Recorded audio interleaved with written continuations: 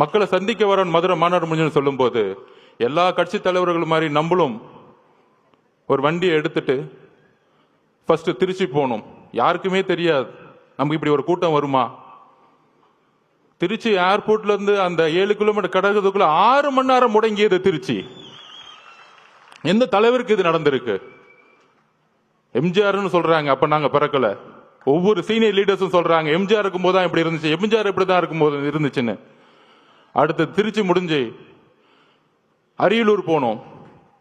அரியலூர் போறதுக்கே night evening 4 மணி ஆயிடுச்சு. 4 மணில இருந்து பெரம்பலூர்ல இருந்த மக்கள் 7 மணி நேரமா வெயிட் பண்ணிட்டு இருந்தாங்க. 70,000 பேர். அதுல முக்கியமா பெண்களும் குழந்தைகளும். அப்ப எஸ்பி சொன்னார், சார் 1 மணி ஆயிருச்சு சார், இப்ப வந்தா ஏதாச்சும் அசம்பாவிதம் ஆயிடும் போதுன்னு.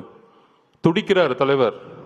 நமக்காக 7 மணி நேரம் வெயிட் பண்றாங்களே, நம்ம போய் மூஞ்ச காமிச்சிட்டு வந்துருவோமே. ஆனா காவல்துறை அனுமதி இல்லை. வண்டியை லெப்ட்ல திரும்பிட்டு ஒரு கலங்கிய கண்ணோட பெரம்பலூர்ல இருந்து கிளம்பினார். அவர் தான் எங்க தலைவர். உண்மையை சொல்லணும், அரசியல் பேச்சு இல்ல, உணர்ச்சியான உண்மையை சொல்லணும்.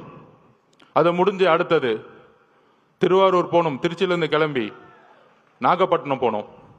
நாகப்பட்டினத்தில் அப்பயே சொன்னார், நாங்க என்ன கேட்கிறோம், ஒரு நல்ல இடம், மக்கள் வரும்போது அவர்களுக்கு ஒரு பாதுகாப்பு. என்ன மிரட்டணும்னு நினைச்சீங்கன்னா அதுக்கு எப்படி பதில் கொடுக்குன்னு தெரியும். ஆனா மக்களோட பாதுகாப்புக்கு நீங்க தான் பொறுப்பு. நாகப்பட்டினத்தில் பேசினார். அந்த பேச்சு இன்னைக்கும் நீங்க எடுத்து பார்க்கலாம்.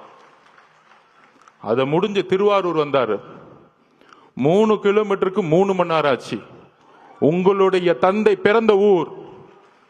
பெரிய பெரிய கட்சி தலைவர்களை திருவாரூருக்குள்ள போக மாட்டாங்க. ஆனா இந்த 50 வருஷ வரலாற்றை உடைச்சாரு திருவாரூர்ல.